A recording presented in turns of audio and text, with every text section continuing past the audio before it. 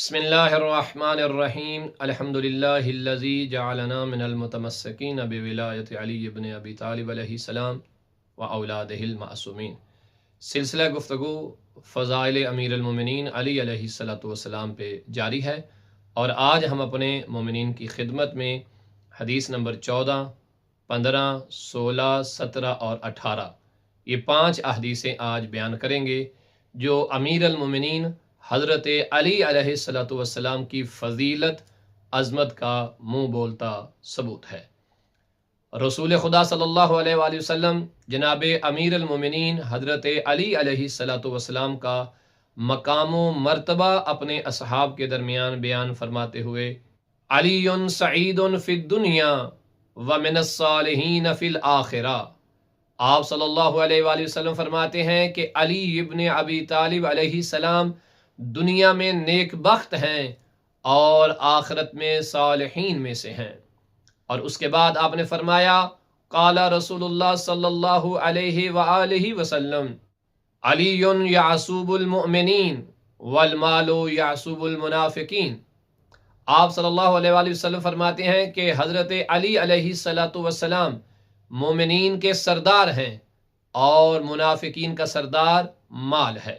قال رسول اللہ صلی اللہ علیہ وآلہ وسلم، علی اطرۃ رسول اللہ۔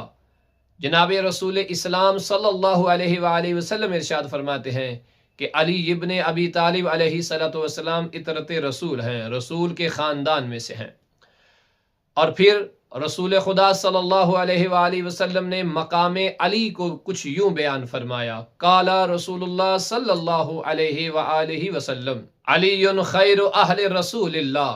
رسول اسلام صلی اللہ تعالی علیہ وآلہ وسلم فرماتے ہیں کہ امیر المومنین علی ابن ابی طالب علیہ السلام خاندان رسول میں سب سے بہترین فرد ہیں۔ قال رسول اللہ صلی اللہ علیہ وآلہ وسلم، علی خیر اخوتی۔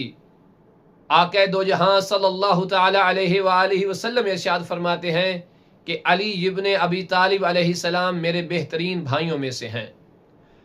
سامعین گرامی قدر، یہ 5 احادیث اس بات کا منہ بولتا ثبوت ہیں کہ امیر المومنین حضرت علی ابن ابی طالب علیہ السلام کا جو مقام و مرتبہ آقا دو جہاں صلی اللہ تعالی علیہ وآلہ وسلم کی نگاہ میں ہے، یہ مرتبہ اصحاب رسول میں سے کسی اور کا نہیں ہے۔ افضلیت کا معیار ہو تب بھی امیر المومنین علیہ السلام کے بارے میں جناب رسول اسلام بیان فرماتے ہیں۔ اگر بھائی چارے کا اعتبار ہو تو امیر المومنین حضرت علی ابن ابی طالب علیہ السلام کا تذکرہ ضرور کیا جاتا ہے، اور انشاءاللہ تعالی آنے والی گفتگو میں ہم اپنے تمام دیکھنے اور سننے والے سامعین اور ناظرین کو بتائیں گے کہ مقام حضرت علی ابن ابی طالب علیہ السلام نگاہ رسالت میں کیا ہے اور خدا کی نگاہ میں کیا ہے، اور رسول اسلام پوری امت کو بار بار مقام حضرت علی علیہ السلام کی طرف کیوں متوجہ کرتے رہے، تاکہ لوگ علی کو پہچانے بھی اور علی کی قدر بھی کریں، اور میرے بعد علی ابن ابی طالب علیہ السلام کے مقام و مرتبے کو بھی پہچان سکیں۔ وصلی اللہ علی محمد و آل محمد۔